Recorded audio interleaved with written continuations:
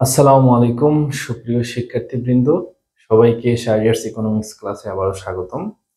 আজকে আমরা একটা গুরুত্বপূর্ণ বিষয় নিয়ে আলোচনা করব, ভারসাম্য জাতীয় আয় নির্ধারণ। অর্থাৎ জাতীয় আয় কোন স্তরে ভারসাম্য লাভ করবে তা অনেকভাবেই নির্ণয় করা যায়। তার মধ্যে একটা উপায় হচ্ছে সঞ্চয় ও বিনিয়োগের সমতার মাধ্যমে। অর্থাৎ সঞ্চয় এবং বিনিয়োগ যদি সমান হয় তাহলে সেখানে ভারসাম্য লাভ করবে। তবে যদি সঞ্চয় প্রবণতা বেশি হয়ে যায় তখন কিন্তু বিনিয়োগ কমবে। আবার সঞ্চয়ের চেয়ে বিনিয়োগ যদি বেশি হয় তখন জাতীয় আয় বাড়বে। অর্থাৎ সঞ্চয় এবং বিনিয়োগ সমান হলে এখানে ভারসাম্য লাভ করে। তবে সঞ্চয় যদি বেশি হয়, মানে বিনিয়োগের চাইতে মানুষের মধ্যে সঞ্চয় করার প্রবণতাটা যদি বেশি হয়ে থাকে তাহলে জাতীয় আয় কমবে। আবার যদি সঞ্চয় কম হয়, বিনিয়োগ করার প্রবণতা যদি মানুষের মধ্যে আসে তাহলে জাতীয় আয় বাড়বে। এই জিনিসটা আমরা একটা সূচির সাহায্যে ব্যাখ্যা করি। আমরা লিখলাম এখানে ওয়াই, ওয়াই মানে হচ্ছে জাতীয় আয়। আমি বললাম এই জন্য আমি লিখি নাই। আর এস হচ্ছে সঞ্চয়, আর আই হচ্ছে বিনিয়োগ।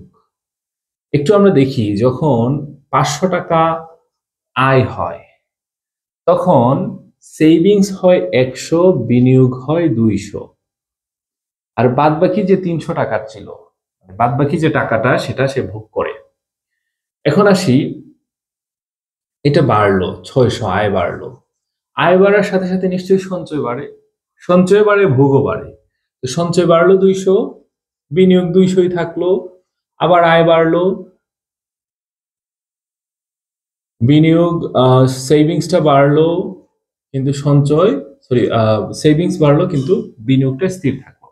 তাহলে ভারসাম্য কোথায় লাভ করতেছে? ভারসাম্য হচ্ছে এটা, যেখানে সেভিংস এবং ইনভেস্ট দুইটা সমান থাকে, এটা হচ্ছে ভারসাম্য শর্ত।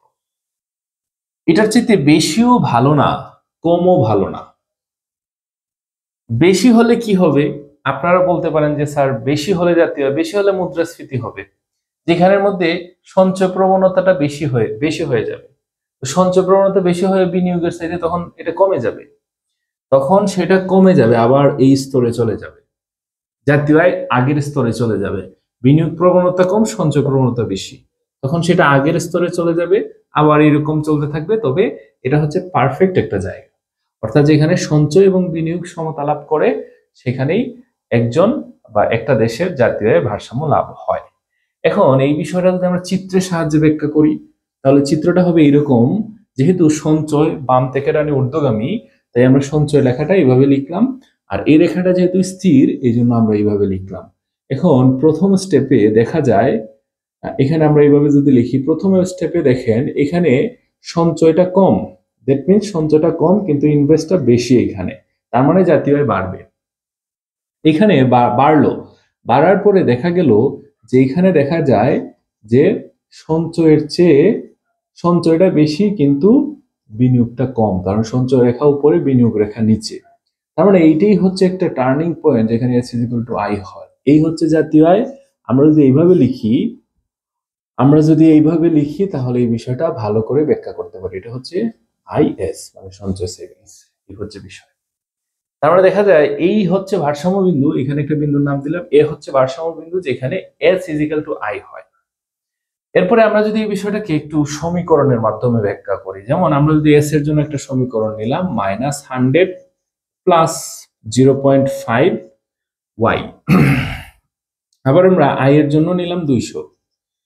এখন আমরা দেখি, আমরা জানি ভারসাম্য অবস্থায় S is equal two I, S এর মান আমরা এখানে বসাবো -100 প্লাস 0.5 ওয়াই, আই এর মান আমরা ধরলাম 200। এরপরে আমরা দেখি এটা এই পাশে চলে যাবে 0.5 ওয়াই, এটা যদি এই পাশে যায় তাহলে 200 plus 100, 0.5 y is equal to, এটা হয় 300, বা ওয়াই ইজ ইকুয়াল টু 300 0.5 দ্বারা ভাগ করলে আসে 600। তার মানে এই যে ওয়াই দ্বারা বোঝাচ্ছে ভারসাম্য আয়, তাহলে ভারসাম্য আয় হচ্ছে 600। এই 600 আয়ে সঞ্চয় এবং বিনিয়োগ সমান। এখন আপনারা বলতে পারেন বিনিয়োগ তো 200, তাহলে 600 সঞ্চয় কত? দেখেন ওয়াই এর মান কিন্তু 600 পেয়ে গেছি, ওয়াই এর মানটা এখানে বসাইলে কিন্তু আমরা পেয়ে যাব এটা। একটু দেখি আমরা এখানে কি আসে। আমরা যদি ওয়াই এর মানটা এস এ বসাই, এস সমীকরণে যদি বসাই, মানে সঞ্চয় অপেক্ষকে যদি বসাই বা সঞ্চয় সমীকরণে, তাহলে আমরা পেয়ে যাব -100 প্লাস 0.5, ওয়াই এর জায়গায় আমরা বসাবো 600, ওয়াই এর মান 600 পাইছি, 600, তাহলে -100 0.5 দ্বারা 600 কে গুণ করলে আসে 300, 300 থেকে এটা বিয়োগ করলে আসে 200। তাহলে দেখেন এখানে আয় হচ্ছে 600 টাকা, আপনার ইনভেস্ট হচ্ছে 200 টাকা, সেভিংস হচ্ছে 200 টাকা। আপনি সেভ করছেন 200 টাকা, এটা মূলধনে পরিণত হয়ে এটি বিনিয়োগে পরিণত হয়েছে এবং পরবর্তীতে আপনার আয় হচ্ছে 600 টাকা। This is the perfect equilibrium. এই হচ্ছে ভারসাম্য। এখন আমরা যদি এটাকে চিত্রের সাহায্যে ব্যাখ্যা করি, এভাবে আমরা চিত্র রাখবো। তো আমরা তো জানি সঞ্চয় রেখা বাম থেকে ডানে ঊর্ধ্বগামী, আমরা লিখলাম এভাবে সঞ্চয় রেখা। সঞ্চয় রেখা একটু নিচে দেখে আসে, এইভাবে আমি নিচে দেখে লিখলাম, নিচে দেখে আসে সঞ্চয় রেখা। এইভাবে আমি লিখলাম বিনিয়োগ রেখা, এখানে এ বিনিয়োগ এবং সঞ্চয় মিলিত হয়েছে। তো এই রেখা যেখানে জাতীয় আয়ের পরিমাণ হচ্ছে 600, এই হয়েছে বিষয়। এখন যদি সঞ্চয় বিনিয়োগের পরিমাণ ছিল 600, এই হচ্ছে এ বিন্দু। এই এ বিন্দুতে ভারসাম্য লাভ করে, এটা যদি আমরা লিখি এস এস রেখা আর এটা যদি লিখি আই আই রেখা, তাহলে সেটা এ বিন্দুতে ভারসাম্য লাভ করে, এখানে জাতীয় আয়ের পরিমাণ হচ্ছে 600 এবং সঞ্চয় এবং বিনিয়োগের পরিমাণ হচ্ছে 200। তার মানে আমরা এখানে লিখতে পারি সঞ্চয় এবং বিনিয়োগ, আর এটা হচ্ছে আয়, জাতীয় আয়। এই হয়েছে বিষয়। এখন প্রশ্ন আসতে পারে কিভাবে, প্রশ্নগুলো কিভাবে আসলে, আমি শুধু ম্যাথমেটিক্যাল জিনিসগুলো ব্যাখ্যা করে দিলাম। এখন আপনাদের কিভাবে অ্যান্সার করতে হবে, ভারসাম্য জাতীয় আয় স্তর নির্ধারণ করো সঞ্চয় বিনিয়োগের মাধ্যমে।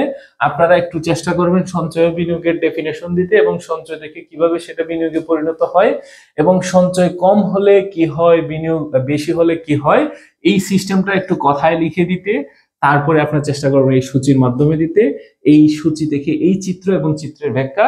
পরবর্তীতে যদি আপনারা পারেন এই ম্যাথের মাধ্যমে 3টা সমীকরণ, এই 2টা সমীকরণের মাধ্যমে সমীকরণ লিখে সেখান থেকে ওয়াই এর মান বের করে এস এর মান বের করে যদি আপনি প্রমাণ করে দিতে পারেন যে এখানে ইনভেস্ট এবং সেভিংস 2টা সমান, কিন্তু জাতীয় আয় হচ্ছে 600, এরপর এই জিনিসটা যদি চিত্রের মাধ্যমে ব্যাখ্যা করে দিতে পারেন, তাহলে উত্তরটা খুবই ভালো হয়, অ্যান্সারটা খুবই ভালো হয়। এই হয়েছে বিষয়। আজকে এই পর্যন্তই। পরবর্তীতে আমরা অন্যান্য ভারসাম্য অবস্থা নিয়ে আলোচনা করব। পরবর্তী ভিডিওতে দেখা হচ্ছে।